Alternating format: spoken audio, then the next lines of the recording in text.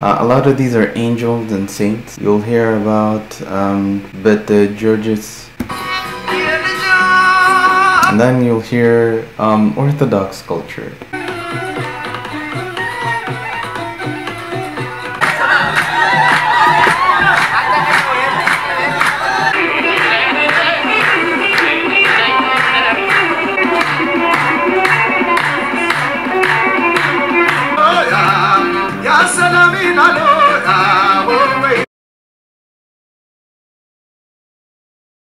Mambo, naitwa MAINGI, natoka Kenya. Salamu MAINGI, bala Kenya next. So I'm here to do the next section for the Under African Skies Ethiopia, the next 20-minute section. I said I would break it down into 3 parts. I'm sure there is something important in each section, so I figured instead of like doing it all at once, do it in parts, and then upload it. Okay, I'm gonna react to the second section now. I'm not gonna do so much of an introduction, but last time they spoke about dirt. But last time they spoke about dirt and what was going on in Ethiopia at that time. I put all that stuff there. Anyway, I'm gonna continue playing the video. Give me a second. In 3, 2, 1. Eat and keep the cake. If it's going to be Ethiopian music, it's not going to be palatable. But the point is, development, unfoldment will happen. It will unfold, it will grow. And the most comforting thing about Ethiopian culture is this character that it assimilates any other culture that comes onto it with arrogance and overcomes it. Now, I don't want to keep Ethiopian music because it is Ethiopian or my allegiance to it. But imagine what could it do to pop music, which now I could listen to when I was young. Pop music now, rock and roll couldn't satisfy me because it is singular, as it were. It is unidimensional. It is only bum bum bum. So if Ethiopian music can bring to pop music this kind of, give me something for my heart and my mind, while at the same time I'm doing, great somersaults or breakdance, then what a tremendous contribution, what an enrichment that would be.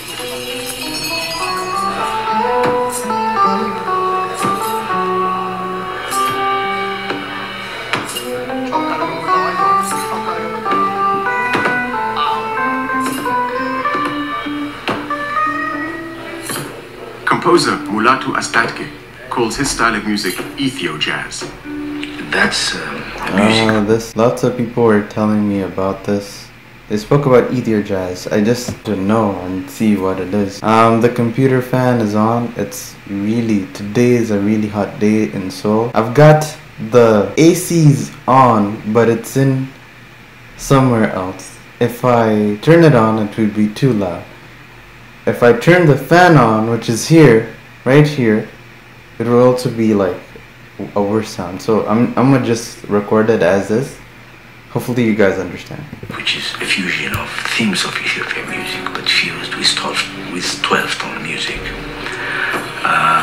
They have done quite a lot of experimental on harmonic structures, voicings, and using different rhythm elements from different parts of Ethiopia.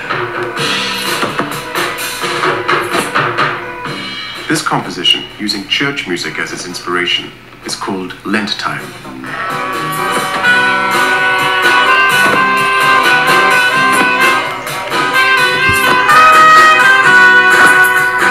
Mixing Ethiopian and European instruments, it's an example of Mulatu's attempt to create something that is modern in concept, yet Ethiopian in character.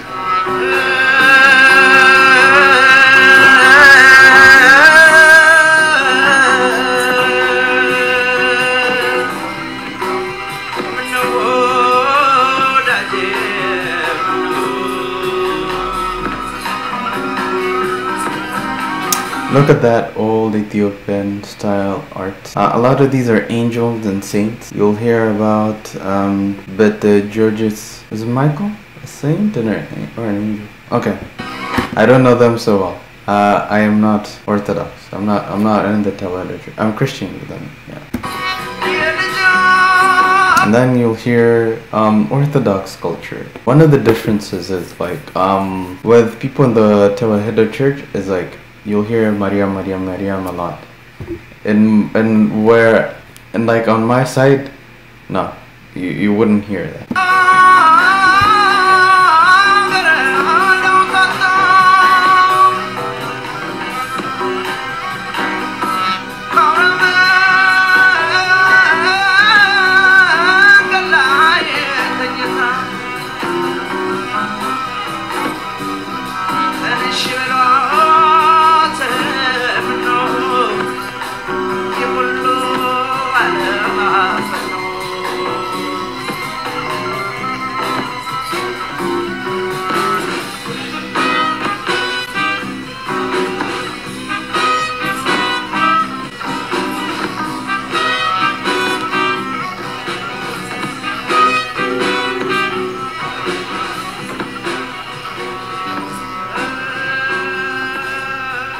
Of the dozen or so traditional instruments, there are 4 in common use in popular music.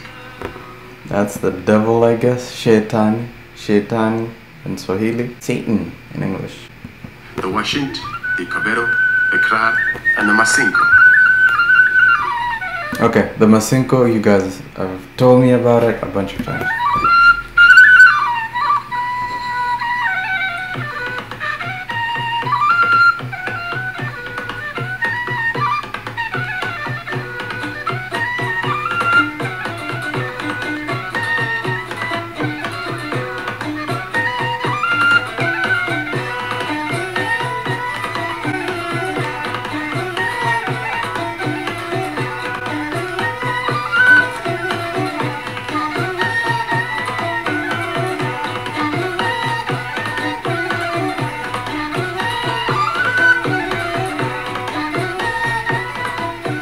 Another influence of the past is that today's popular music often works within the parameters of the 4 traditional modes or scales. The first of these is the Anchi Hoi.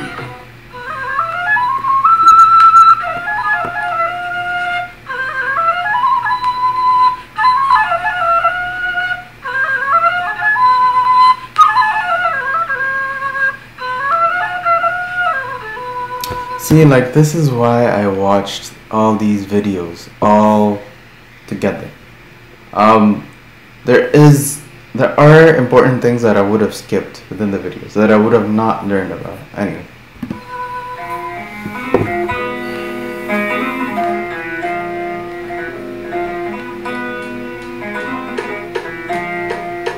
Unlike the other 3, Antioye is only used to express melancholic kind of mood.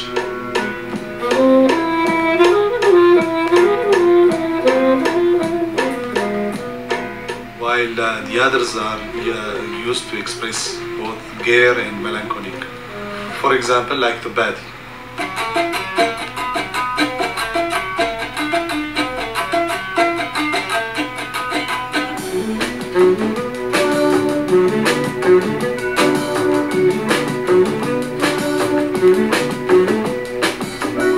As you can hear, badi is being played now in a much more livelier mood.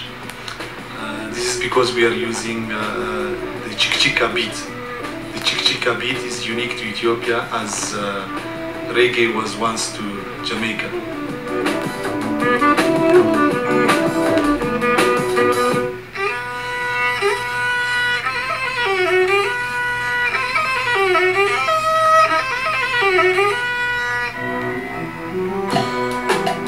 This is the 3rd scale.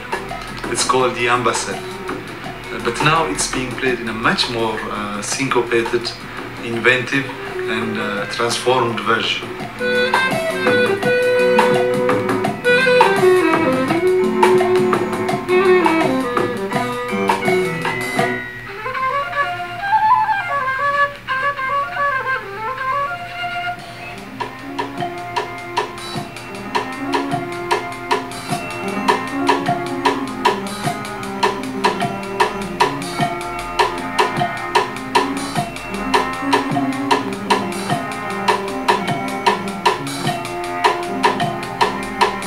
The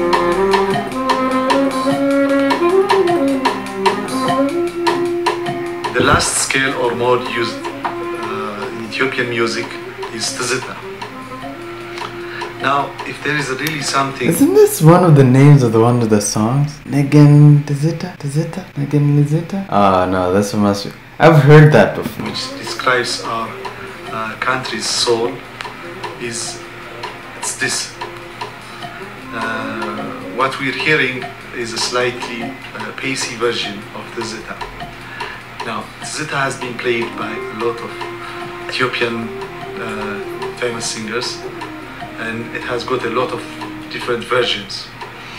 But if you want to hear a deeply melancholic version of the Tzita, listen to the sounds.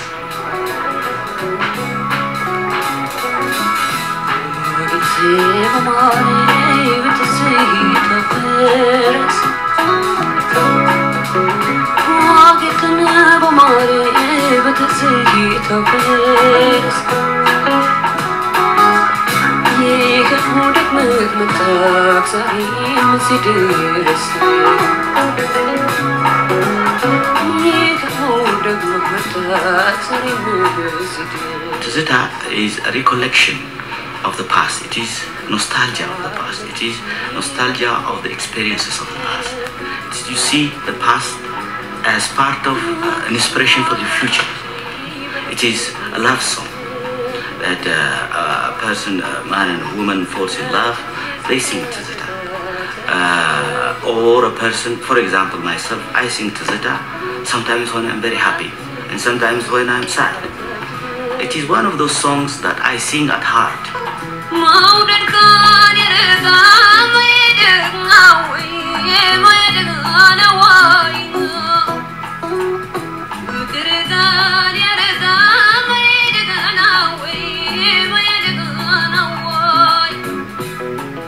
It does for me express the real musical soul of the Ethiopians.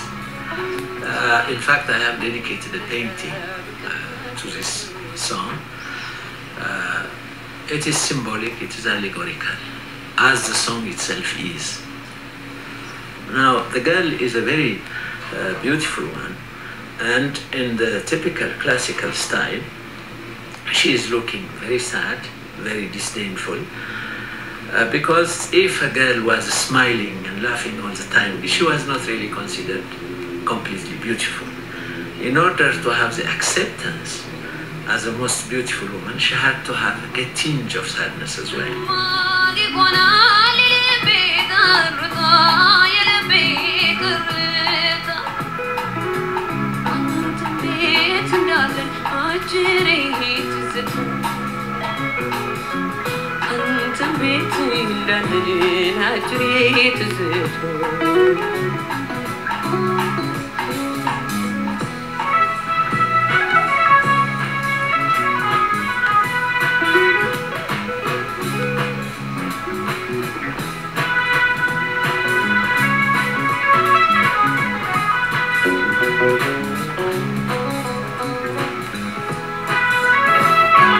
You know, there are stereotypes within Ethiopia.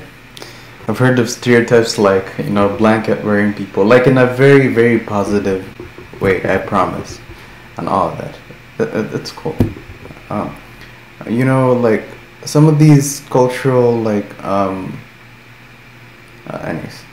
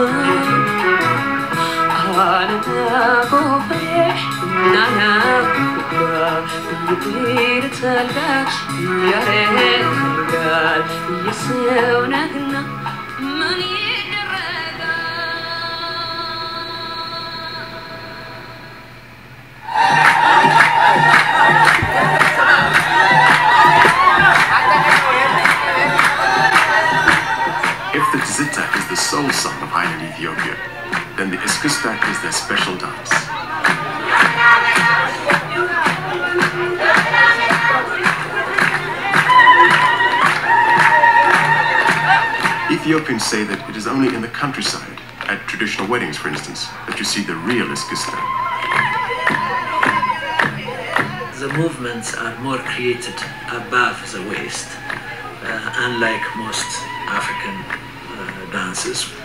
But it is again like the song, like the music, very sophisticated, underplayed, even if it looks as if very provocative. It is subdued and very refined in its approach.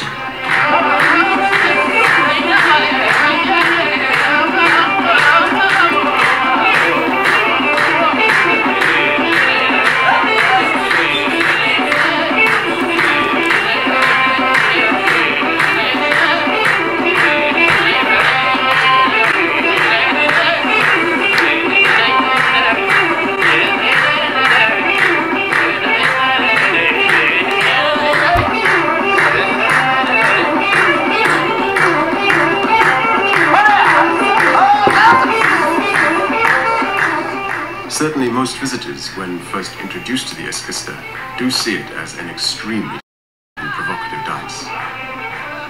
What was it that your Shakespeare said, only thinking makes it so? You can feel any other feelings you like, but nevertheless, this has come from this zar, you know, the full letting yourself go. It's a bit of a pagan expression. Desta Gebde has long been recognized as one of its greatest exponents. For me, she was the most outstanding eskista dancer because she does it from the heart, from deep down with a tremendous amount of feeling.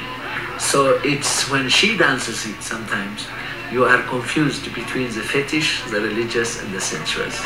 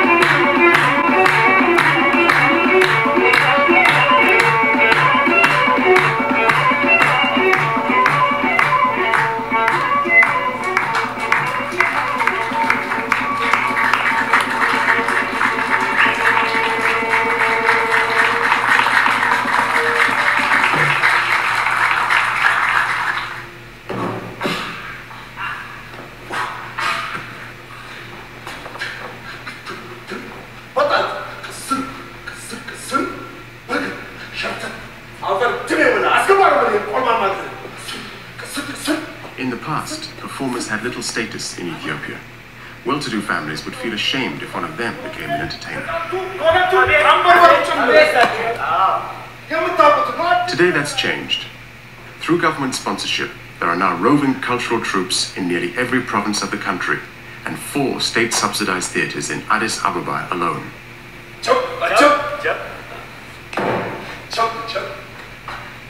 At the City Hall Theatre, Abata Mercuria directs his own musical about the streetwise people of the city.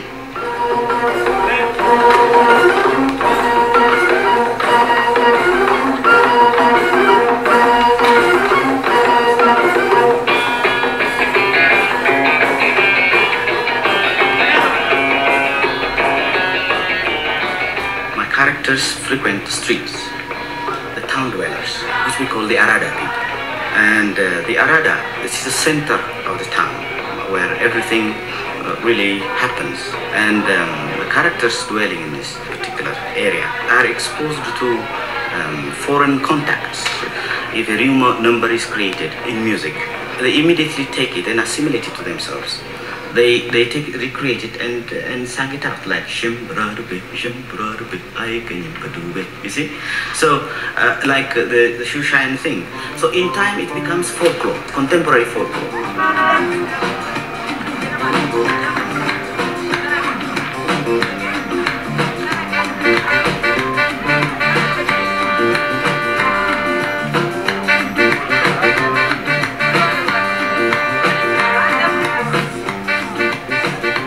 Mahmoud Ahmed is one of the few singers in Ethiopia to have achieved international recognition. He started his working life as a shoe shine boy. Okay. Note. Okay, again. So, we've got to mention this. He was ethnically Gurage, and you will hear a lot of the... I've read articles where they say, you know, Gurage kids, they get out of the house. They have to go become shoe shiners, and then they use that to save. They save that money in like an ukub or something like that. And then yeah, I mean, like the English word for an ukub would probably be table banking. Mahmoud Ahmed was also ethnically that. He was really popular. I've read stories about him. Anyway, let's move on.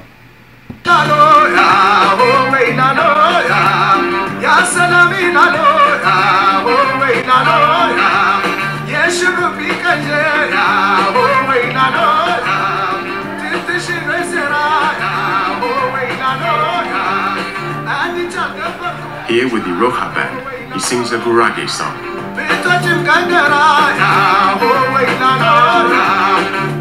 The Gurage people of Ethiopia are famous for their entrepreneurial skills, whether it's hustling a living as shoe shine boys. Yeah, see, that's the kind of stuff I was saying. Anyway. Running highly successful businesses.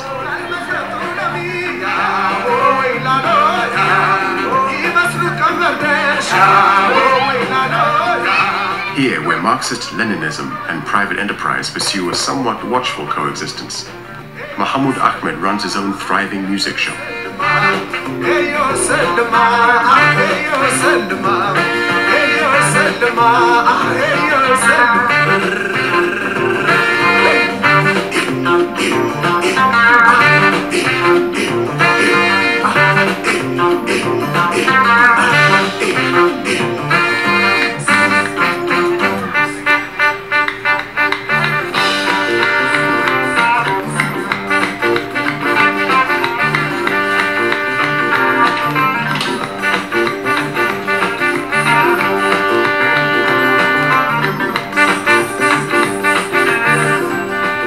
Today, the Gurages dominate the Mercato, one of the largest markets in Africa.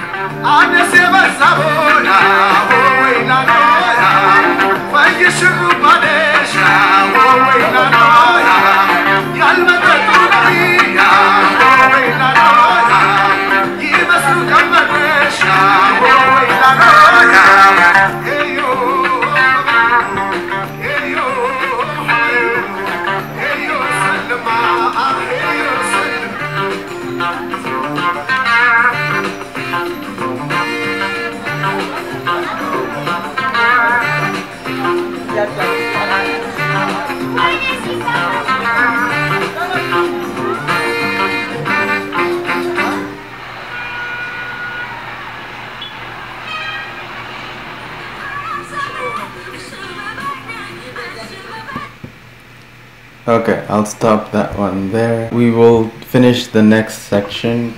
I will react to the next section next time, and I will talk more and more about it.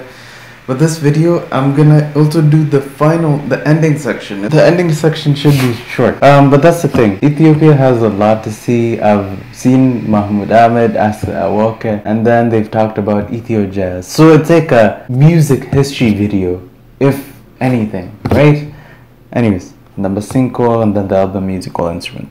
Asante ni sana ama sagana lao. I will see y'all later. Bye.